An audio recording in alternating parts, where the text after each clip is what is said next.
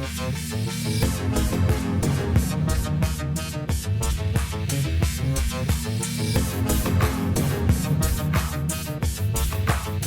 Sci-Fi Film Podcast.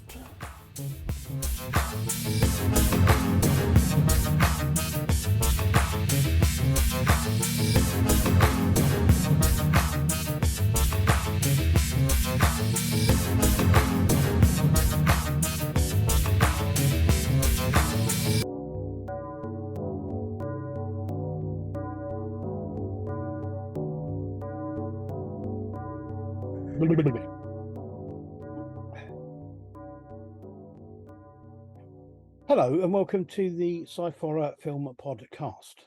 I am Andy Walker. I have with me my son, Scott. Hello, Scott. Hello, Father. Hey, doodling. I thought you were going to carry that on the whole way through. I'm all right. I've realised I hate sitting where I am because the light's right above me. My hair's going extremely grey. I know if I sit in the right place, I look like I've got a halo. What I want to know is you've got an entire house. You could be anywhere in that house you want to be. Why do you sit somewhere you don't like sitting? The only place the bloody internet works. No, it's like obviously Amy's upstairs. And it's easy. I can sit here, just do it all. But then I realised I do this every week. I'm like, I know. I'll sit. I'll move the desk, move everything. I'll sit at, be fine. I'll do it there, and then it comes to doing it, and I can sit down and go, I can't be arsed now.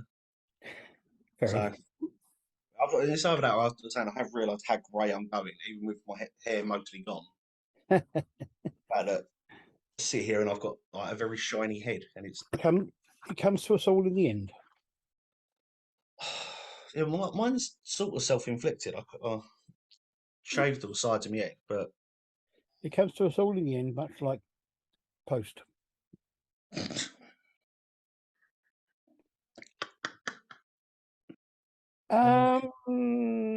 Yes. So here we all are, sitting at a rainbow. Now, I'm sure last week we said something about what we were going to be doing in the next few weeks. I think so, yeah, but I can't remember. I can't remember. A lot's happened in the last week. Not the least of the fact that I've been working odd hours and I don't know what day of the week it is half the time.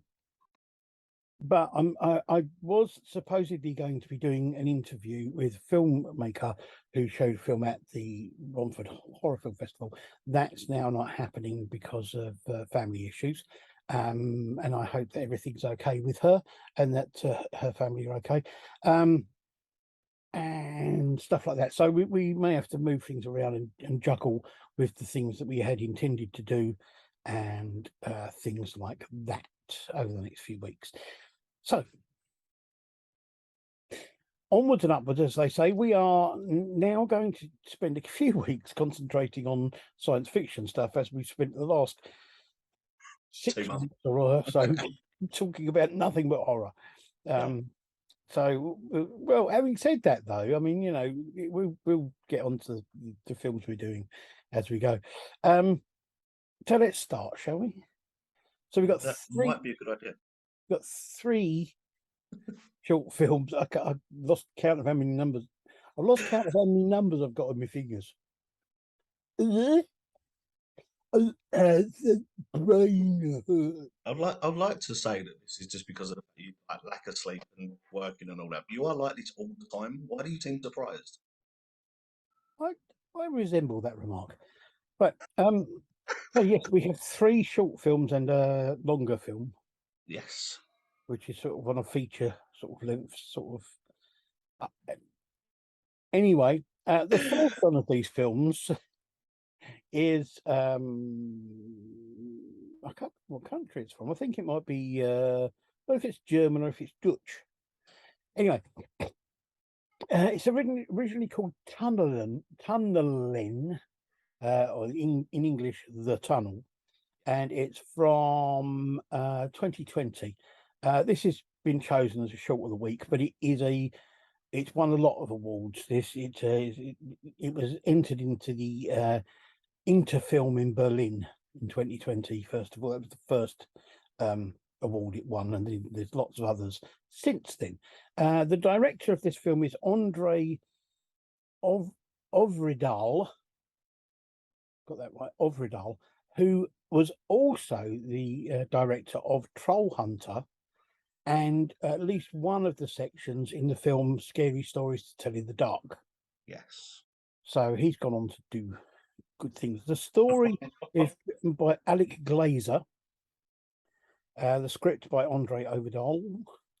The cast is Siri Helen Muller, Kiri Hogan Sidnis, Max Amundsen, Maria Dingasoy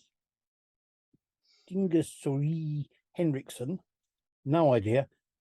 Hopefully I've pronounced that right and not said anything really rude in some foreign language or other. There you go. So the synopsis for this film says, in an overpopulated future, a family returning from a day at the beach have to travel through a tunnel that serves a deadly second purpose. Yeah. So, I mean, and starting with this as a technical side of things, I think the cinematography, this is incredible.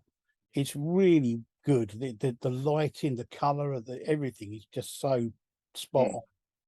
It's what I like about it is that obviously there's a lot of, I don't want to say a lot, but it's like CGI sort of animation. Yeah, Not animation, but a lot of CGI sort of effects on it, and it's very hard to tell when it switches. Like with a lot of films, you can see when it switches back when the forward. mm, This it's very hard to tell with when, like, especially when they're outside and they're doing the shots and yeah. inside the vehicle. It's There's very that, hard to tell where yeah. the animation stops and starts. You got the CGI animation, but you also got a lot of green screen stuff and that sort of thing. And it is, as you say, it's so well done. It really Yeah, is.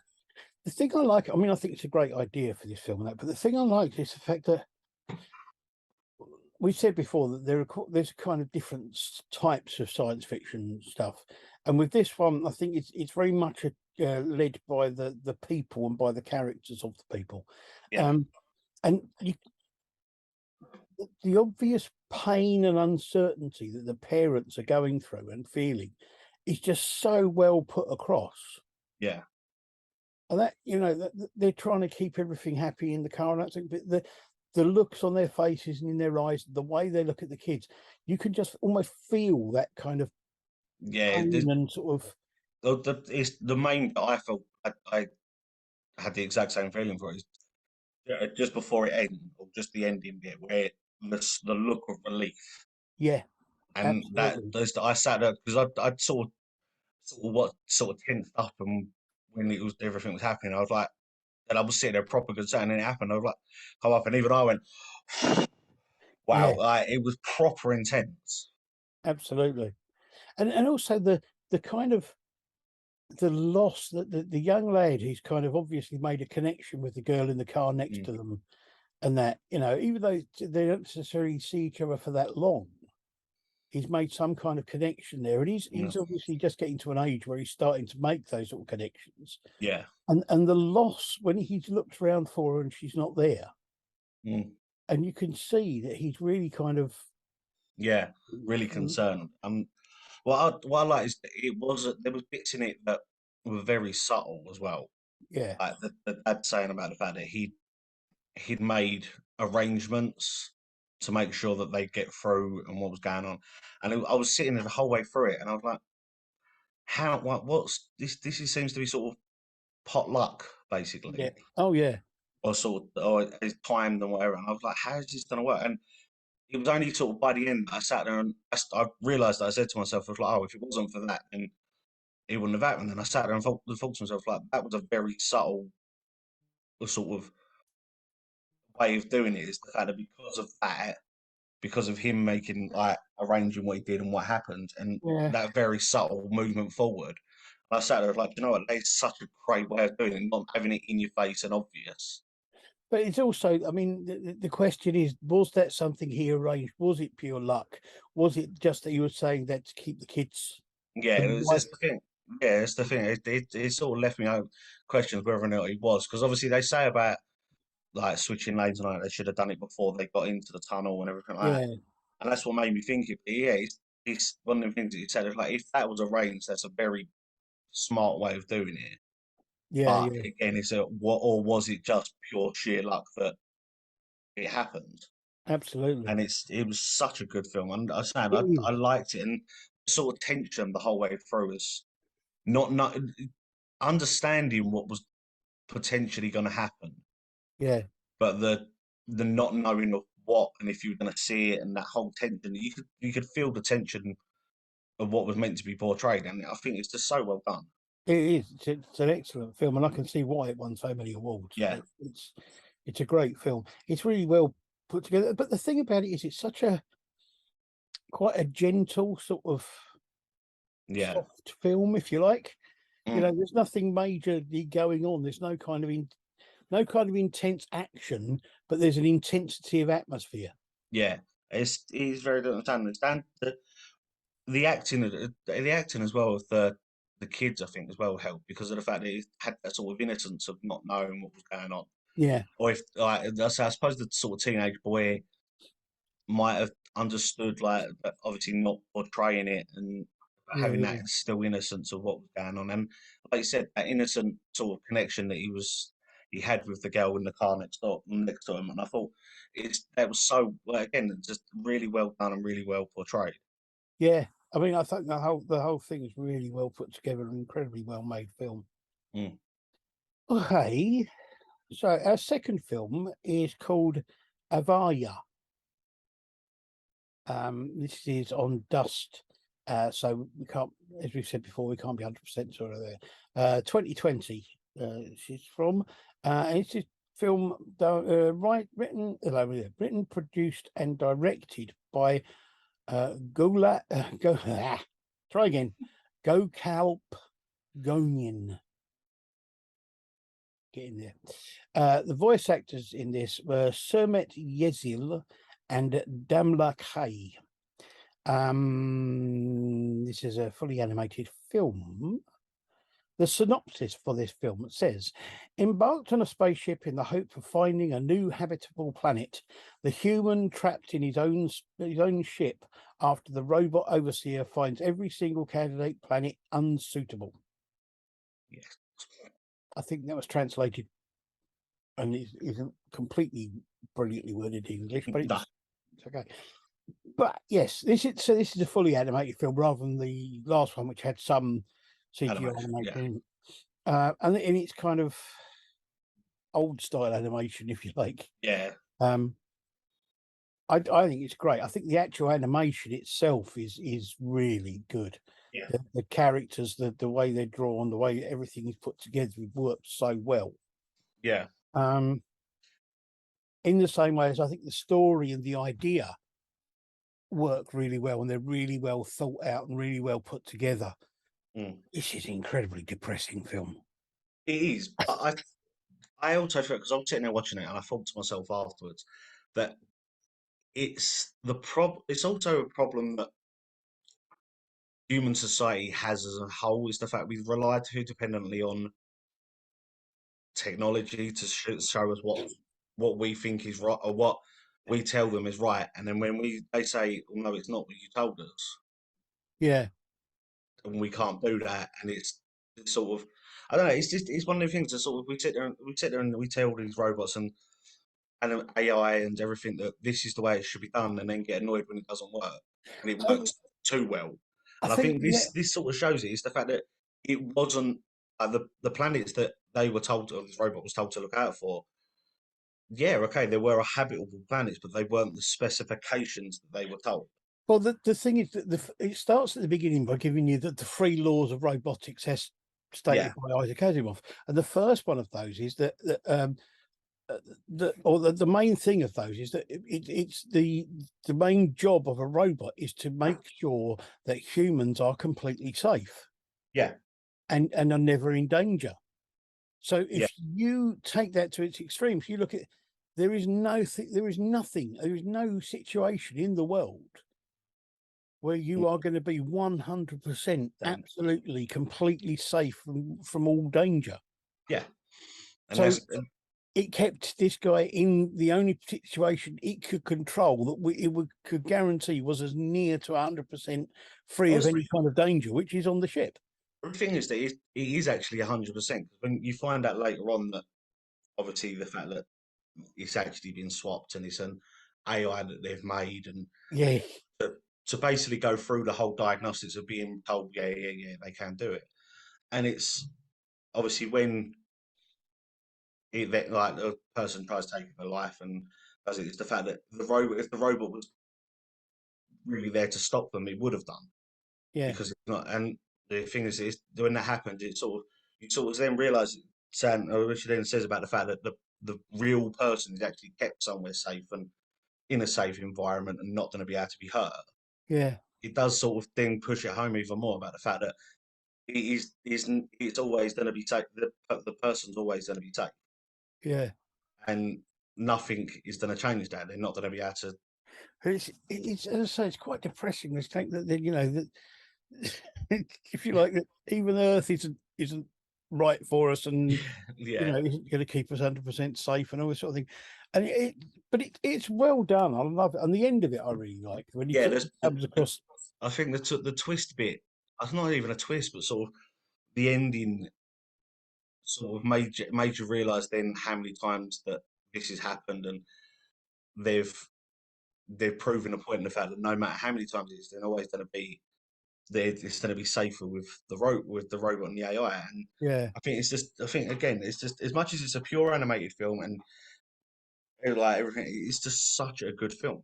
it is. It's a great film. It's as I say, it's a little depressing, but it's it's a great film. It really is. It Mm. looks great. It's brilliant story. Really good ideas.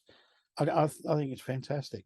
Yeah, so I think the artwork definitely works well for this as well. It's such a like the with visual effects for it and the artwork to it just make it so much better as well.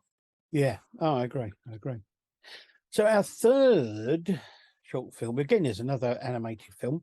It's called Beacon from 2022.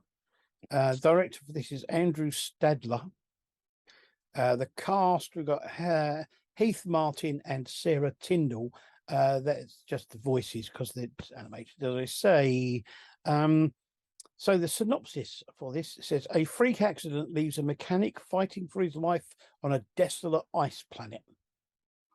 Mm. Mm. We've I'd see I chose this film and I did the sort of same thing that we were doing. What we do is sort of, I watched the first sort of 10 seconds of it and went, that'd be cool, yeah, and then watched the rest of it. And I think some of the animation bits, like the animation for the character, was a bit for me was a bit iffy. But I don't know if that was because of the fact I was judging it on the artwork from the previous one. But mm. the rest of it, like the landscape and the sort of ship design, I thought was quite well done. I think for me the thing about it is that the animation style is it's very much like reading it like a comic book. Yeah. It's that kind of style of animation, so Mm. that the characters are drawn a little bit more basically, you know. I, Um, I did like what I did like about it is obviously there's a lot of obviously effects and emotion that's in this film anyway. Then the sort of the visual effects of the injuries that happen. Like, I like yeah, the yeah, fact that at the beginning there was a little disclaimer saying it might make people feel uncomfortable, yeah, but again, I don't think it was over the top. It was a bit over the top, I think, if it was a live action, but for comic mm, sort of animation, I think it worked very well, especially the vividness of color difference in it, sort of because of obviously it's not knowing what the atmosphere was like on this planet, so it could have been a very rich oxygen planet. So the fact that the color of the blood was brighter, and yeah, but I liked the creatures as well, the creature design, yeah, both of the sort of bird ones and the yeah. I mean, big monstrous one. yeah, they were very. I mean, the bird things were quite interesting, and the other creatures you don't properly see as such. It's just that they're very big and dark with these Yeah, intense lights. yeah. It was Quite it's like interesting. neon sort of Yeah, lights that appear, and I think that's I'm saying I think it's very well done. I like the sort of the artwork and the visual effects they've done with that, but is that you could sort of tell even with it with the whole what would the whole decision that they have to make is they've got this distress call and he's gone to he's then got to make the choice of whether or not he goes and investigates and possibly tries and help or does what the rules are, which is what he says on it shows up every time, is that he shouldn't leave the ship that he's in and yeah, wait for rescue. yeah. And it's you can sort of see every time he leaves and every time he looks at it that he has to sort of make that hard decision of what he should do. Yeah, And I think it's again it's another thing that I think a lot of people would be the same in real life and all that. It's just what would you do? Would you go out and rescue or would you yeah. try and Well, this is ignore it? it. And but again, I think it's a very well it's a different animation for what we've seen, but I think it works. Yeah. Oh, I think that the animation style works well with the sort of story and with the film and that sort of thing. Yeah. And I think overall it's a good film. It's a good idea, but it's not completely original. I mean, No. there have been other films made with the same sort of idea, but it's Yeah. well done. It is a well done for an short animated film. I think it works Mm. really well. It is. And the thing is that I like what I like about it is the fact that it's yeah, like I said, it's an idea that's been done so many times before, and but it's another one that even for an animated film that hard is really got it's got speech in it, but not a massive amount. Yeah, And I think that that works as well. Is the sort of silence that you have in bits of it that is it's just just got the pure. noise of the planets and the Yeah, planet the and noise that of the sort of planet thing. and like It's him quite good. walking, and I think that built an atmosphere in it that's so Yeah. much better than anything else could have done. Yes, I agree. I agree. It is a good film. I liked it. Right, okay, on to our feature film, which you chose. Yeah, Uh, I will apologise first because I picked this purely for the fact that it's one of my favourite films and I wanted to watch it and must review it. But then forgot that 90% of the cast that you're probably going to have to read out have gone on and done a load of yeah, stuff. no, they have. That's true, but some of it's not actually been stuff that we would cover. But No, what I would say, some of them are people we've already covered before, yes, but not this season. So yeah, we're okay. I may be referring back to this film when we do other things, but we'll see. Right, so okay, the film is Starship Troopers from 1997. mhm, The director, Paul Verhoeven, who did some shorts and TV stuff in the 1960s, 80s, and 90s. And he is also known for directing RoboCop in 1987, Total Recall in 1990, and Hollow Man in the year 2000. He has also done other stuff as well, but not horror or sci-fi. The writers, now the screenplay was written by a guy called Edward Newmeyer, who did some TV and short work in the 80s, 90s, and 2000s. He wrote or was responsible in part for the screenplays and stories for RoboCop 1987, RoboCop 2 1990, RoboCop 3 1993, Starship Troopers 2 Hero of the Federation, which was a straight to video thing in yeah, 2004, Anaconda's The Hunt for the Blood Orchid in 2004, Starship Troopers 3 Marauder, also video 2008, our RoboCop remake in 2014, RoboCop, which was the remake of the original in 2014, and Starship Troopers Traitor of Mars in 2017. Now, the original story was written by Robert Heinlein, yeah. who was responsible for writing and being involved in shorts and TV stuff in the 50s, 80s, 90s, 2000s, and 2020s. Mhm. He also wrote either the original story or screenplay or both for Destination Moon 1950, Project Moonbase 1953, The Brain Eaters in 1958, and The Puppet Masters in 1994, which were based on the same book. We've already done the Puppet Masters. We will have to do the Yeah. Brain Eaters to see what the difference is.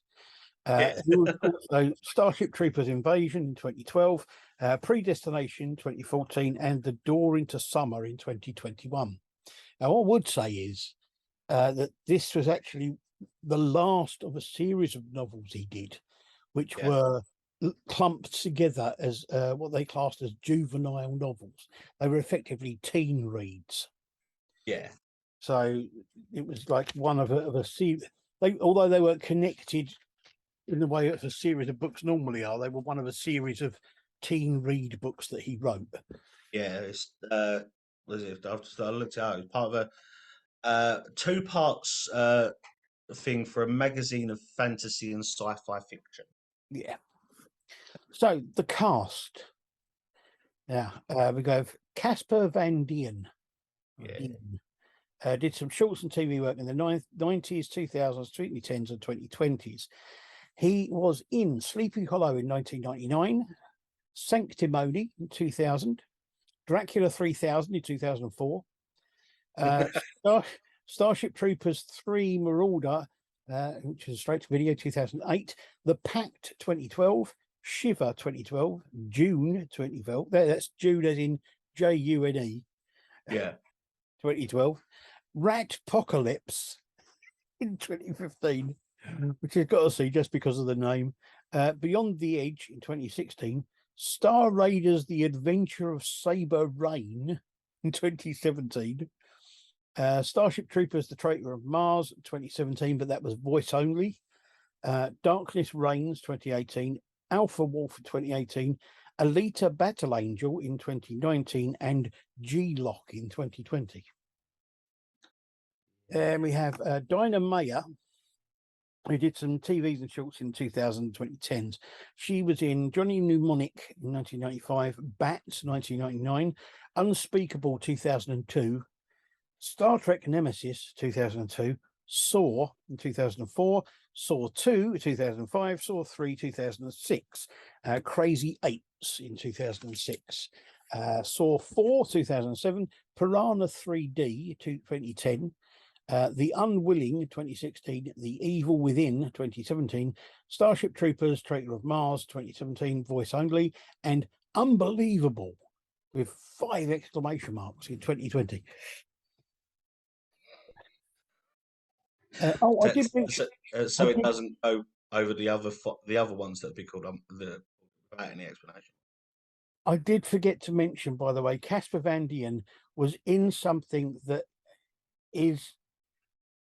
It's not listed as being horror or sci-fi, Okay. but it is, and it was a made-for-TV film. Okay, I think I know which one you're going to talk about. Which is Yeah. probably why it's not listed as horror or sci-fi, but I think it's possibly both. But it has to be mentioned just because it's called Sharktopus versus Whale Wolf. Yeah, I see that one and I was like, that's going to be interesting. Sharktopus versus Whale Wolf. You mix a whale and a wolf together. I mean, it's just. Anyway, next up, we have Denise Richards. Now, Denise Richards did some shorts in the 90s, 2010s, 2020s. Her first film role, major film role that we'd be interested in, was in a great film called Tammy and the T-Rex in 1994. I've got a story about that film in a minute as well, which I think is funny. Okay. We got Valentine in 2001, The Toy Box 2018, and Alpha Code in 2020. She was also in the first of the Scary Movies films. Yeah. Right, so what's your story about Tammy and the T-Rex? There's been a new film that's come out. It was by the guy. I don't know, new film. Sorry, new game that's come out recently. It's Right. been made by the same guy that made the animated adult show called Rick and Morty. All right.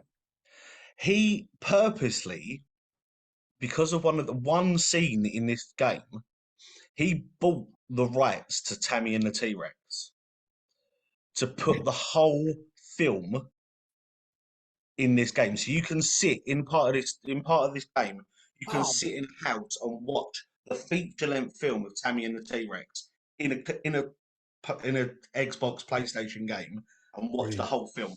and he bought the rights just purely so he could put it in his film, in his game. That's brilliant. And I said, because we were watching it, and I played the game, and I sat there, I was like, this film looks so familiar. It looks so real. I've got to find out if it's real. And I put it in, and I was like, this is epic. Just mainly purely for the fact that the other people that are in that film, Yeah. there's quite big names in Cameo and the Oh T-Rex. yeah, yeah, And it's just sort of, I sat there and I see it, and then when I realised who the main lead of it was, the female lead, I was like, she's got up a lot since doing that. yeah. I mean, she did do a lot of other stuff, but I mean, most of her other stuff is kind of comedies, romantic comedies, things like that. So it's not Yeah. really that sort of stuff. Okay, next we have Jake Busey. Man who I hope never goes the same way as his father. But there you go. He did some TV and shorts work in the 90s, 2000s, 2010s. He was in The Frighteners in 1996, Contact in 1997, Identity 2003, The Devil's Dozen in 2013, Sparks 2013, Paranormal Movie, which is a comedy version of, and that's in 2014, I think.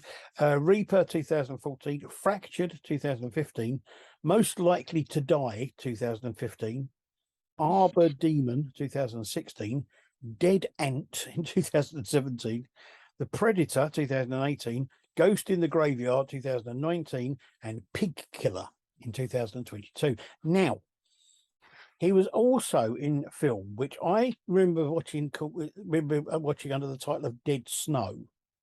Yeah. And then I saw under the title of Nazis at the Center of the Earth. Yeah. Right. Now, I'm beginning to think that IMDb is a bit weird. Have you ever seen it? I've seen Dead Snow, yeah. Yeah. So there's Nazis living in this mountain in the middle of in snow-capped mountain and all this sort of thing, and some of the people that they basically they've made these genetically modified Nazi stormtroopers. Yes. They capture these people. They've got people there who are still alive from the Second World War, like Dr. Joseph Mingler and people like that, who have been genetically mutated or whatever, Yeah, genetically altered and modified. Yeah, they've kept the head and brain of Hitler alive, and they transplant it into a giant robot. mm-hmm. Now, according to IMDb, it's not science fiction or horror.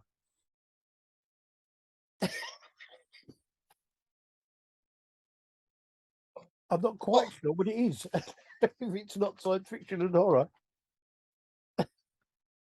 Okay, yeah, I would love to know.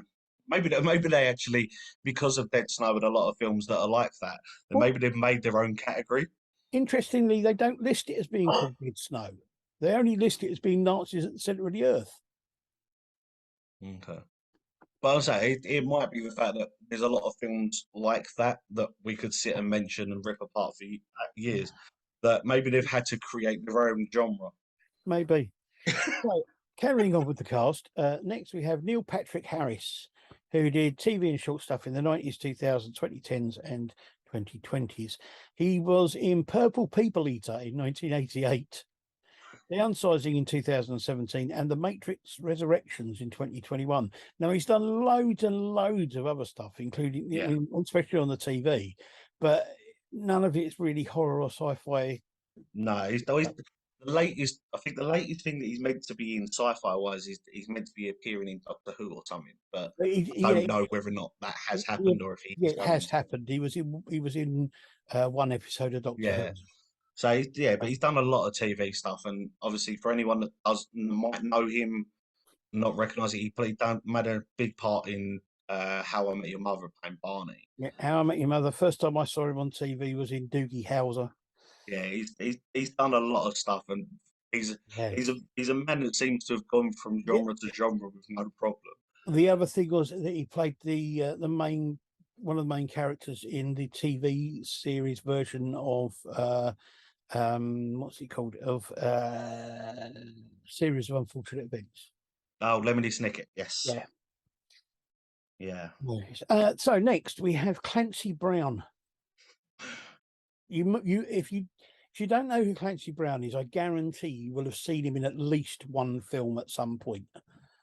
These are just a list of ones that he's done at sci-fi and horror, but he's done so many others. He did TV and short stuff in the 80s, 90s, 2000s, 2010s, and 2020s. He was in, and I remember watching this film, and it was such a weird film to watch. The Adventures of Buckaroo Banzai Across the Eighth Dimension in 1984. The Bride, 1985. Highlander, 1986. Pet Sematary 2, 1992. Flubber, 1997. The Burrowers in 2008. A Nightmare on Elm Street, 2010. Green Lantern, 2011, but that was voice only.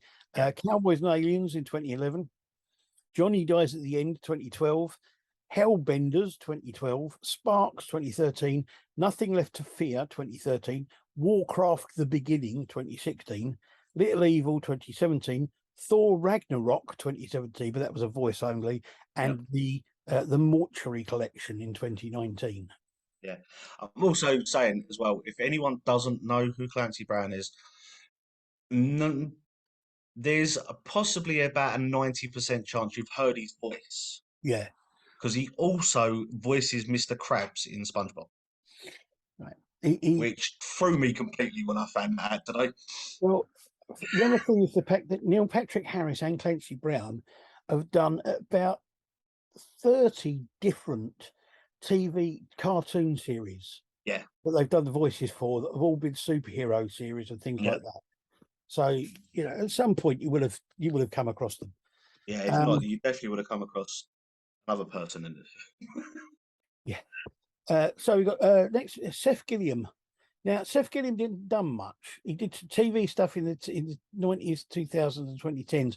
Not done much film wise. They just brought out a film of it's Teen Wolf the movie, which is a bizarre thing because they made a TV series based on the original idea of Teen Wolf, that film, but completely different. The series was completely different to the original film, because the original film was like a sort of family comedy. The series was much darker. Now they're making a movie of it, which comes out this year. But he's best known for being the priest with one blind eye in The Walking Dead. Oh yes, yeah. I So remember. he is best known for that character.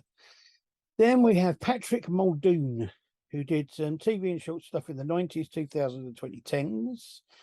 He was in The Second Arrival in 1998, Stigmata, 1999, Bad Karma, 2001, Spiders 3D, 2013, The Wicked Within, 2019.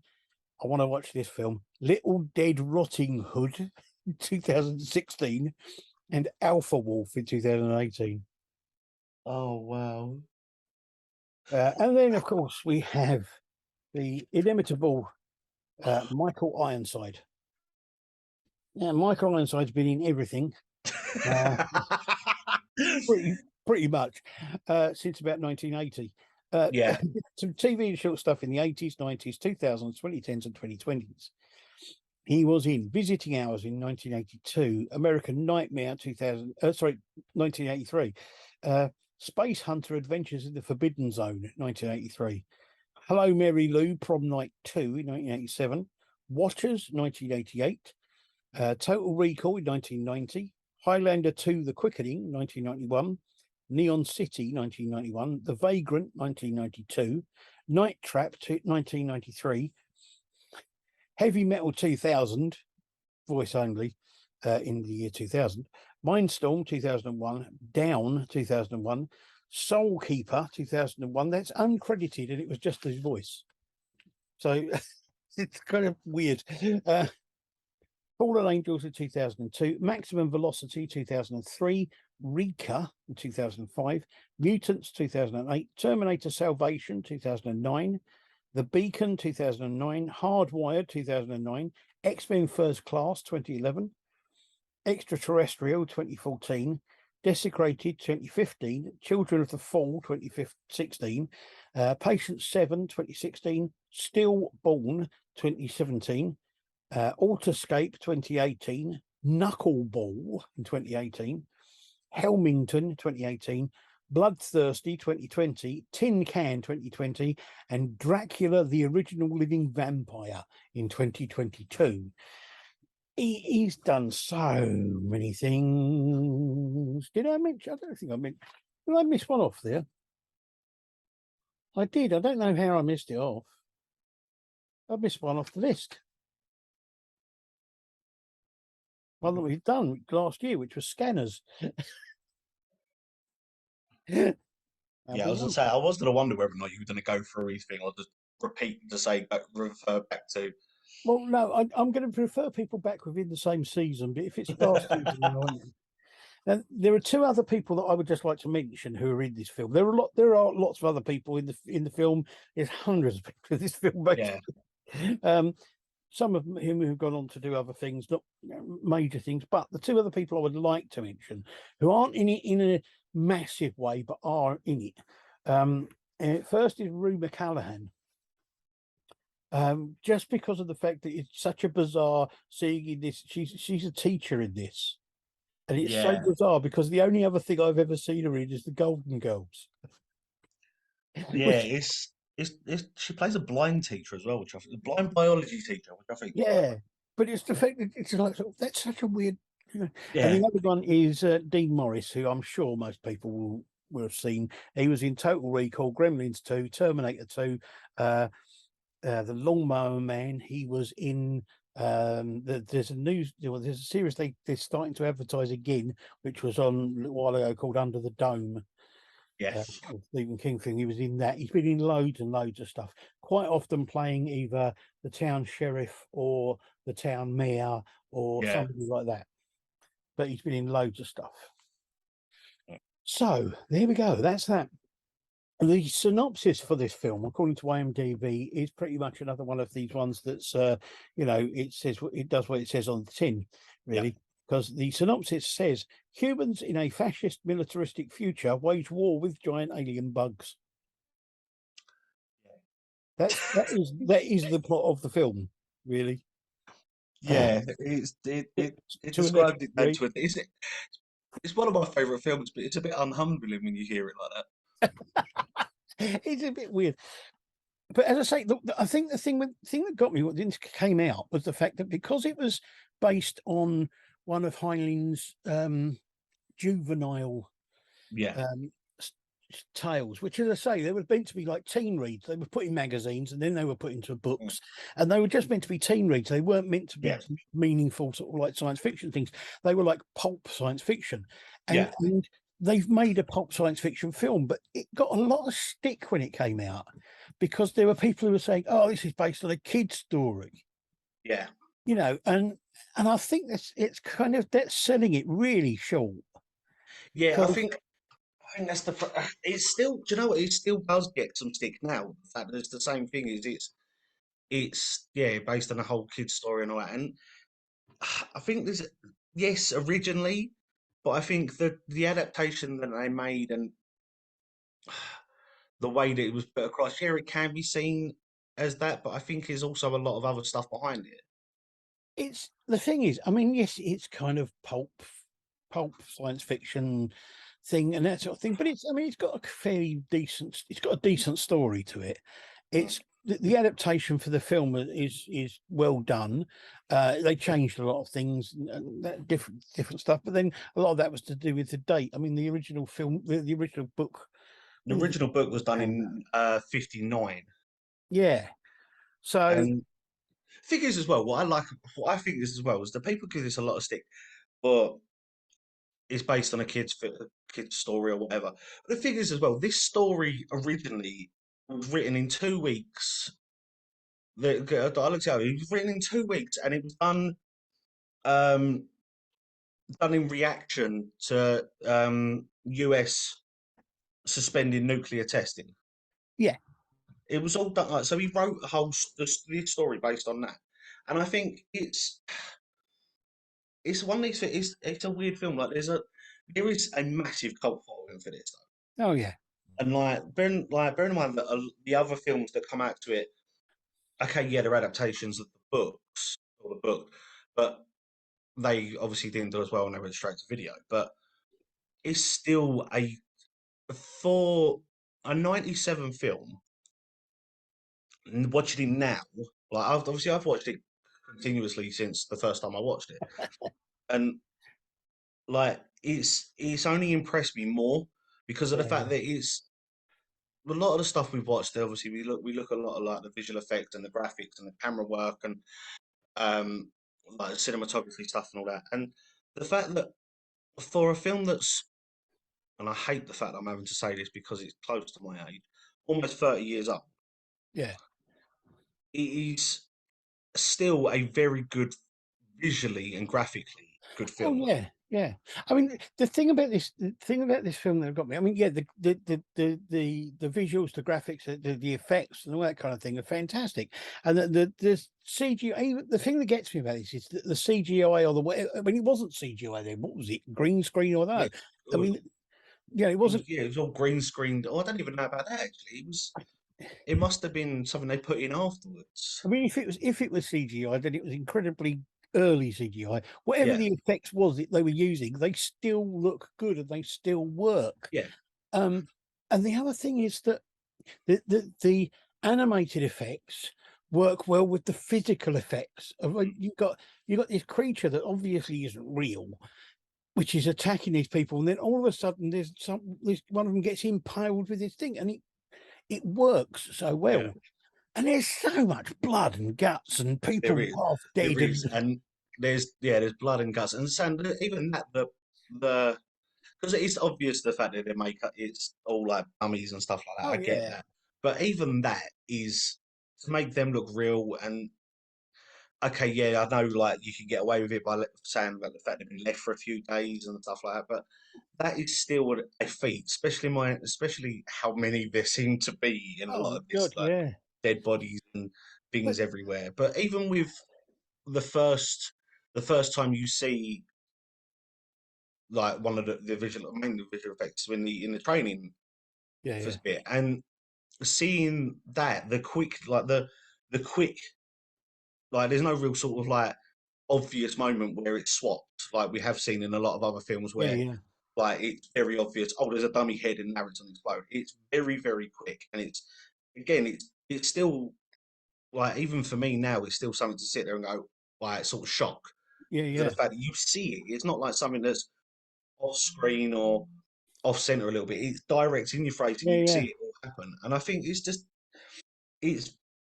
still visually an amazing film. Oh, absolutely, I agree. I mean, as I say the effects, the visuals, even the cinematography, the landscapes, that sort of thing that they show you is fantastic. But the other thing is, I mean, it's not a totally original story. I mean, No, as I say, I know it's been adapted in a lot of ways, a lot of things were changed. But if you were to take this story and instead of setting it so that it's humans against an alien bug, if you were to have it so it was, let's say, the American army against the Vietnamese army, it would yeah, be exactly the same sort of story, and you'd still work because yeah, that's it's that old story of like human endeavor and people overcoming sort of yeah, and rising above what others' expectations are and their own expectations are. yeah, But and I being think, driven by sort of like being driven by things like revenge and also love and all that kind of thing, you know. yeah, I think, like you said, I do agree with you. It takes that, but I like that story. It's the fact that, especially in more modern times, there's not a lot of stuff where it's unique. Where if you give up, you're gonna get something. It's more that if you don't give up and you keep working, you keep trying, you will Yeah, succeed. You will get somewhere. And I think that even though this is saying this film's as old as it is, the fact that that story and that sort of premise behind a film is better nowadays because of the fact not a lot of films do that. Not a lot of films sit there and still go, if you try hard enough, you'll succeed. yeah, no, I know what you're And saying. okay, yeah, I know that the whole it's another film that's been put out that glorifies war, that glorifies weaponry and killing and stuff like that. I fully understand the fact that it's not going to be to everyone's liking. Yeah. But if you can get past that, it's still quite a good film. Yeah, I mean, one thing I really liked about it though is the fact that this is set in a future where men and women are treated equally within the army. Yes, it's a fascist dictatorship that they live in, getting away from that, Yeah, um, men and women are treated equally in the army, in as much as, if you're in the infantry, you're in the infantry. You have to do the same thing. yeah, You have to be able to be equals and go out there and do that. And because they're treated as equals, they treat each other as equals. yeah, And what I love about it is there's a whole scene where they're just chatting while they're all having showers. yeah. And there's no indication whatsoever of any one of them feeling self-conscious about being naked in front of the others. It's There's no indication it whatsoever that any of them are perving over anything, yeah, or it's just, or yeah, that it's just a very natural 100% kind of like that's just what you do. again, it's another reason why I like this film is the fact that it's a film that blatantly shows it in your face about the fact that everyone is equal. Yeah, Doesn't matter what race you are, what color you are, what skin tone, whether you're male, female, whatever. The fact that everyone is human, and the fact that that scene where they all sit there and they're all just chatting, they're all just talking about why they're there, why they've done this silly thing of enlisting and doing yeah. what they did, and the fact that there's no sort of, yeah, like you said, there's no perving, there's no sort of insecurity, there's no like sort of worries of what's going on or something going to happen. It's all equal and united and And like, everyone happy. the other thing that gets me about it is it's there the it's a really weird setup, which is the fact that uh the society they live in is Yeah, very definitely a fascist one. It's like sort of like, there are people at the top who make the orders. You do what you are told. That's it. But there are two classes of people. There are citizens and there are um, billions. civilians, and the civilians are just basically the workforce. Yeah, They just go out there and do the mundane jobs, and that's it. And the citizens are the ones who have the higher up jobs where they make the decisions and they make the yeah, thing, and they're the army and they're the police force and that sort of thing. They're the people with power and money and all that kind of thing. So it's definitely a two-tier system, and ultimately at the top of above the citizens, there are the rulers and that sort of thing, the people who yeah. make the law, and that's it's a quite as I say, it's almost fascist sort of like state of the fact that you have your place and you stay in that place and that's it. Mm. Um, but it's very interesting is the fact that it is such, although it's got that society, it's so inclusive, which doesn't Yeah. make a lot of sense. Also, the thing is that there's parts of it that are like that. There's parts of it that, yeah, I agree, and it is a very fascist bit. The way they do it is that you are that class, that's all you can do. But Yeah, there's also a bit of it in that same scene where they're chatting and showering together. They talk about what they wanted to do yeah, yeah, and where they wanted to. And one of them said about the fact that he wanted to go to he wanted to go into Harvard, but he couldn't afford it. But if he enlisted, then he gets paid for it. yeah, And then one of the girls saying that she wanted to be a mum, and the whole obviously I get the fact that by then it probably would have been like more of a sort of population control to yeah, make sure it's not over. And she said that the fact that it's easier to get a license or get the permission with for a yeah, citizen, not the fact it was impossible, but the fact it was just easier. And I think that yeah, there's a different segregation difference within what was shown, but this it's also the fact that it's almost that sort of if you work for it, you're rewarded sort of feel. yeah, And I think I think it is one of the one thing that it divides a lot of people to watch it is they either really like it or they do the whole thing of it's a very fascist like yeah. sort of society and that's all they focus on. But it's like there's other bits to it. Obviously, the Oh whole yeah, yeah, yeah, like the one person like the main character who's played by Caspar like John Rico, obviously he's got his parents at home. They're quite happy to pay for anything, but that's not what he wants. He wants to do his own thing. yeah, And to have someone at school who's his teacher, who then obviously later on he then becomes part of his unit. It's then to sit there and go that he was the one that turned around and went, "You follow your dream. yeah, yeah. You follow what you want to do. Don't listen to everyone else. Do what you want to do." It's the Absolutely. one of them things is the fact that it shows the fact that yeah, you could be given everything in the world, but it doesn't mean you be happy and be what you want to do. But if Yeah. you want to do this, then go out and do it. I mean, it's quite an interesting film. There's a lot of depth to it, and it's not quite as frothy and fluffy as a lot of people think. I think it's. I really liked it. It's. I mean, I remember seeing it years ago, Yeah. and I was kind of like, yeah, it's all right. I didn't really, but I watched it this time and I thought, actually, it's quite a good film. It's quite not just effects wise and not just because it's good fun and it's Yeah. great sort of action movie and all that kind of thing. It's actually got quite a good story to it and it's actually quite good. There was only one thing about this film. Okay. There is only one thing about this film that kind of gets on my nerves a bit. And unfortunately, it's something that gets on my nerves about a lot of the films that she's in. And I Okay. can never quite get past the fact that Denise Richards just seems to spend all of her time with this really annoying grin on her face. Yeah. And it's just sort of like, why are you always so bloody happy? Yeah, I've got a bit like the first time I watched it. Not even the first actually. I'll tell you the second time I watched it. I knew what was going to happen. Obviously, I've seen it before, and part of me was still like, "I'll just." When she gets to the point at the end with the whole brain bug Yeah, and they're almost getting killed, part of every single time, even time I watched it for this, part of me goes, "Just stab her, please. Just stop her smiling once, yeah, just for 5 minutes. That will do." But yeah, I think what I like about it is as well is the fact that it shows a sort of side to the military that not a lot of people. So I know it's obviously fantasized and but it's still a side to the military that not a lot of people see unless you're in it, which is yeah, the whole camaraderie, the whole you stick with your no matter what, no matter what you go through, no matter if you like we said, the whole different race, different color, yeah, whatever. yeah, yeah. You live together, you die together, or you fight together. You are a family. I mean, it is like a lot of American movies though, which is it's kind of done to a slightly higher degree than it really would be done in real life because Yeah, Americans do have this thing of like, we're yeah, warriors, and we're warriors together and we will overcome. And it's kind of like, yeah.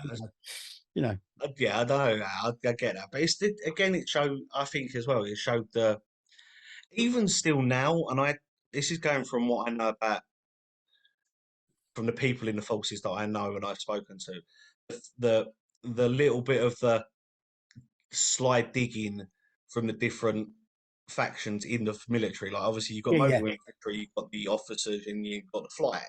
yeah, yeah, And the whole sort of oh yeah they don't mix, and there's always a tension between them, yeah. and I know the fact that even from certain people I know and speak to, the fact that even still now they go, "Oh, you're part of," But and that's so, "Oh, you must be a bit all but right."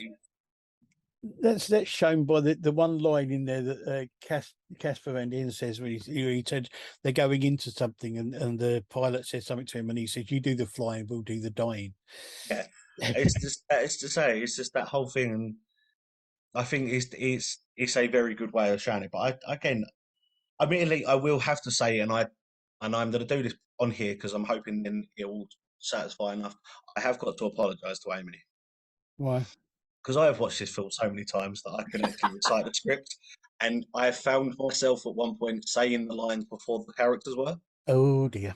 and all I got was a sort of slight dig and the look of "shut up and watch the film." Fair I enough. was like, so I was sitting there, I'm sorry, and I then found myself doing it again, and I thought I need to stop. So I was sitting there at one point, sort of biting my tongue, so I didn't say anything because I was saying them all in my head and then saying them out loud before a good couple of minutes before the characters were. But Yeah, again, saying it it's one of them films as well that the yes they left it open at the end, obviously to go further on, but yeah. it's also one that if they didn't, it wouldn't have mattered. Yeah. If they Well, didn't I was carry gonna on, if they didn't make more. Okay, I know number two isn't all to do with the same character, but it's to do right. with everything else I going must on. admit I haven't seen any of the other ones, so I don't No, know. I've seen number two, and it is a bit confusing if you think it's about the same characters when it's not. about the same, obviously, aliens, but not the same characters Yeah. in the first one. The only thing I would say, which kind of, I know my dad would have said to me uh, two things. He would have said either because it's not in the script, or he would have said, well, it wouldn't make much of a bloody film then, would it? Mm. But if they've got these handheld nuclear devices that could do so much damage, how big a bomb have they got that's the same? Why don't they just blow the planet up? Well, Wouldn't that have been easier? without giving, yeah, but that's what I think. That's what they were trying to do. Without Yeah, giving away too much of the whole franchise, it does work up to that. I know, but It gets to the I mean, point where they make this you planet-killing just kind bomb. of the thing is in the 1950s and 60s, if this was made in the 1950s and 60s, there would have been a general somewhere in the background when this happened, and he'd just go, "Let's nuke the bastards," you know. Yeah, there is that. Yeah, I think it's the Yeah, thing is that I can actually imagine that as well, coming from Michael Ironside's character, yeah, being him going, "Why would you bomb them all?" yeah, But it's one of the things that I do agree with. It's a sort of like if they had these powerful nukes, and like these it says they are nukes as well. When they do the whole explosion of mushroom cloud thing yeah, when they're shot, so and it does do a lot of damage. So yeah, it does make the whole why not just make something bigger? yeah. But Make a bigger one, obviously, drop it from space onto the planet. There yeah, you go. obviously I know that later on in the franchise, the last film they make got one of these, but again, it's years down the line, and Yeah. it's sort of you've got handheld devices that are nuclear weapons. We're going to capture one and find out how we can destroy it. Well, just destroy it with a big nuclear bomb. You know, Yeah, you could destroy the smaller ones with a nuclear bomb. Bigger nuclear bomb, destroy all of them. yeah, there is. Yeah, I've got to admit, I have had that thought as well. Just if you've got enough nukes, just do the planet and it's fine. But But obviously, as I I know the say, fact that a lot of the planets that they do go to, or that are where these bugs are also planets that there are people living on. but yeah, as I say, I know that my dad would have said it's Yeah, not in the script, and he wouldn't have made much of a film, yeah, which I'm I pretty accept. sure I've had that conversation with you as well. Yeah, But it's yeah, I get that. But I suppose it just I think it's more the story behind it, which is the best bit I think of this, and yeah, it's okay. Yeah, it's still that whole friendship, and no matter what goes on, they're still going to be friends. And yeah, I know that not going into any armed forces, be it English, American, German, whatever. There's no guarantee you're going to come back. I get that. no, I know. I know.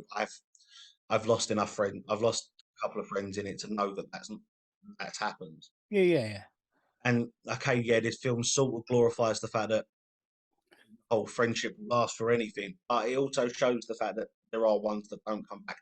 And the slight, it's only slight, but the effect it has on others that see it. yeah, Obviously, you see the first part of it when the girl, when the one of the guys has the accident on the firing range, and if the girl, because she has a finger on the trigger and all that, yeah, and see her then walk off and leave everything behind, even though what she wants to do, yeah, yeah, because of how much it affected her. And it's another film that it's not, or another thing that is not very much shown in a lot of films. The sort of yeah. No, yeah, the effect of war, yeah. I get and that. the sort of worry, and the fact that this shows it, even though the whole film is about Yeah, it still shows the fact that yeah, okay, there is a maybe good outcome, but there's still a lot of effects down the road. yeah, yeah. Oh, yeah. I agree. I agree. Right. Well, there you go. So we got 3 short films and uh, a feature film, all of which we liked. Yeah, I will say as well, just quickly, for a 1997 film Yeah, like this, the Starship Troopers, yeah, for it to be a 2 hour long film, over 2 hour long film, yeah, surprised the life out of me. Even though I've uh, watched it so many times, because of the fact that, apart from the fact it doesn't feel like it after a while, but a lot of the films then weren't that long, yeah. No, I know what you mean. and it surprised me a lot. Yeah, yeah. Sorry, I just That's right. Yeah. So you've got 4 films there that we all liked. They're all science fiction, and we liked them all. And they were good. Going on there. Um, Maybe we're taking up all the bad bits we had with horror. Oh, I don't know. We got so you had the Tunnel, Avarya, Beacon, and Starship Troopers. We would recommend all of them to people that go and watch, and the links will be with the episode on YouTube and Spotify and anywhere else that you get your YouTube. No, try it again. That you get your podcasts from, whatever that means. So there you go. Yes, next week more of the same, but different. I was saying, we're going to review the same film. No. We're just going to review more sci-fi.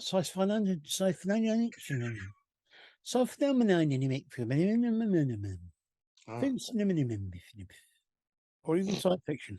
So there you go. Thank you very much, Scott. That's okay. For your choice of films and for being a kind of all-round good egg. I don't know if that's a compliment or an insult. Mind you, I'd have a problem if it was an all-round good egg. Could get eggs It's a bowl, isn't round. Eggs aren't round. They're kind of it? Egg shaped. Ovular. They're egg shaped. Yeah, they're ovular. One day I'm going to find out. I found a word once in a book which I've never been able to find since. What, the book or the word? Either.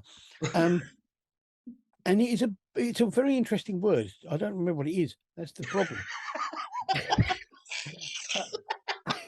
Yeah, I know what it means. Okay.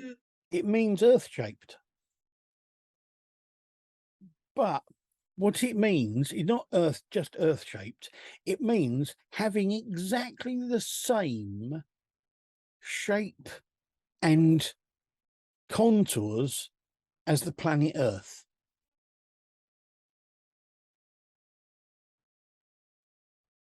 So it's even more detailed than just earth-shaped.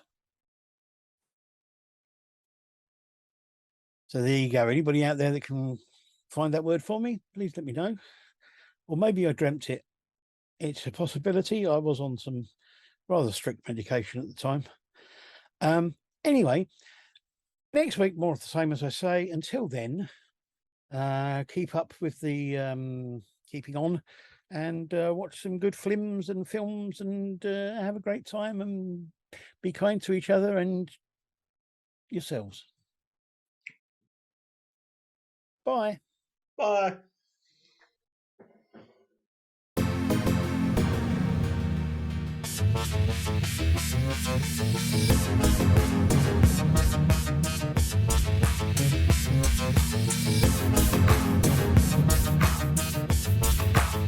The Sci-Fi Film Podcast.